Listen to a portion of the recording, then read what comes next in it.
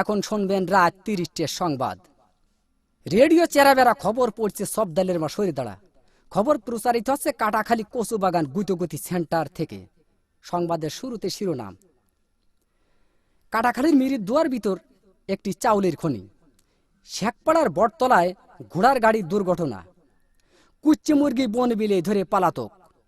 এতক্ষণ সংবাদ শিরোনাম শুনলেন, এখন শুনবেন বিস্তারিত। খবরে জানা যায় কুদা ফকির বাড়ি দেয় তবলায় ইকরাঙ্গের হাঁসটি ধরে নিয়ে যায় কেবলা। হাঁসটি ধরে নিয়ে যায় পশ্চিমবঙ্গ ভারত থেকে। রাতের বেলায় দাবড়া দাবড়ি হয়, কোনো সুসংবাদ পাওয়া যায়নি। সকালবেলা সংবাদ পাওয়া যায় কিনো ফকিরির দরগায়। খবরে জানা যায় হাঁসের কোনো ক্ষয়ক্ষতিও নেই, বন বিলের লোম কটা সব জড়িয়ে পড়িয়ে গিয়েছে। গতকাল কাটাখালের ব্রিজের পারে একটি মহিলা দাঁড়িয়েছিলেন। মহিলা দাঁড়িয়ে থাকার পর একটি বাড়ি মাছি উড়িয়ে যাইতাছিল। খবরে জানা যায় মহিলার উড়নার বাড়ি লেগে বাড়ি মাছি ৩৬টি দাঁত ভাঙ্গে জায়গায় পড়ে যায়। এরপরে বাড়ি মাছিটি দুঃখ প্রকাশ করেন যে তিনি দাঁত দিয়ে কিছু চাবিয়ে খেতে পারছেন না। আমাদের কদবেল হায়দার বাড়ি মাছির দাঁত লাগানোর জন্য ৩৬ লাখ টাকা পুরস্কার প্রদান করেন। গতকাল কাটাখালীর মিরির দুয়ার ভিতরে একটি চাউলের খনি পাওয়া গেছে। তাতে ৩.৫ চাউল পাওয়া গেছে, আরও পাবো বলে আশা করা যাচ্ছে। এসব চাউল তোলার জন্য আমাদের শেখপাড়ার মণিকুমার যতগুলি সব ঠিক করা হয়েছে। আমাদের আমরা আলী বলেছেন, এই চাউল বাংলাদেশে থাকলে পারে বাংলাদেশের অভাব অনটন বেশি পরিমাণ বেড়ে যেতে পারে। এই জন্য এই চাউল বিদেশে যাবে বলে ৪টি কোস্টার জাহাজ আমাদের কাটাখালের ব্রিজ ঘাটায় ঘষাঘষি করিতেছে।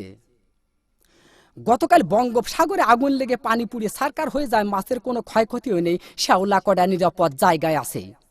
আগুন লাগতে লাগতে উপকূলের কাছাকাছি গেলে আমাদের কাঢ়াল চৌধুরী বলেছেন, এই আগুন উপকূলের কাছাকাছি গেলে বহুত ঘর বাড়ি পুড়িয়ে যাওয়ার সম্ভাবনা রয়েছে। এই আগুন নিবানোর জন্য আমাদের মাগুরার তরফ থেকে ৭ বস্তা পেট্রোল ও ১৪ বস্তা কেরোসিনের তেল পাঠানো হয়েছে।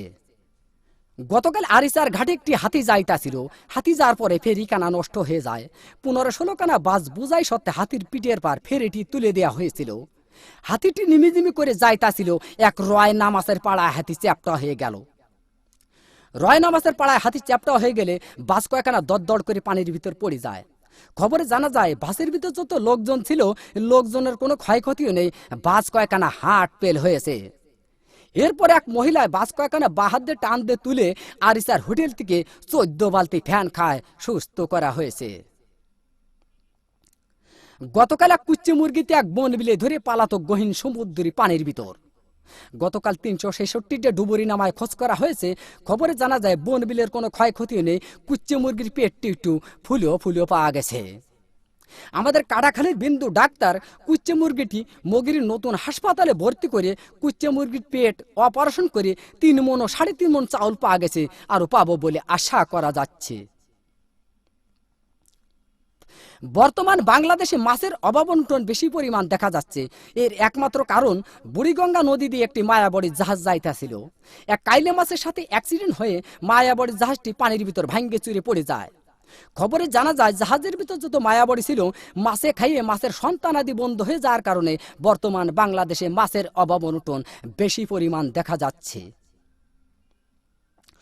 গতকাল শেখপাড়ার বটতলায় এক ঘোড়ার গাড়ির চাকা বাষ্ট হয়ে ৬০০ মানুষ নিহত, আরো কতজন আহত হয়েছে।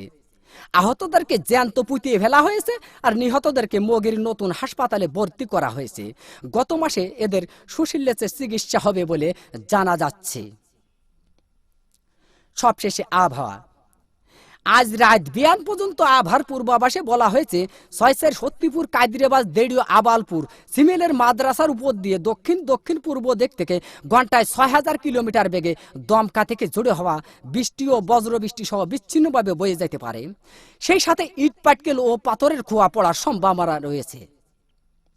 এইসব এলাকার বাস, ট্রাক, মাইক্রো ও কার গাড়িকে ১ নম্বর সতর্কতা সংকেত দেখিয়ে যেতে বলা হয়েছে। আর এইসব এলাকার সাইকেল, বাইসাইকেল, মোটর সাইকেল এবং মকবুলের ঘোড়ার গাড়িকে ঘরের ভিতর বাইন্ধে থুয়ে বসে থাকতে বলা হয়েছে। এই আবহাওয়ার পূর্বাভাস রাত বিয়ান পর্যন্ত বলবৎ থাকিবে।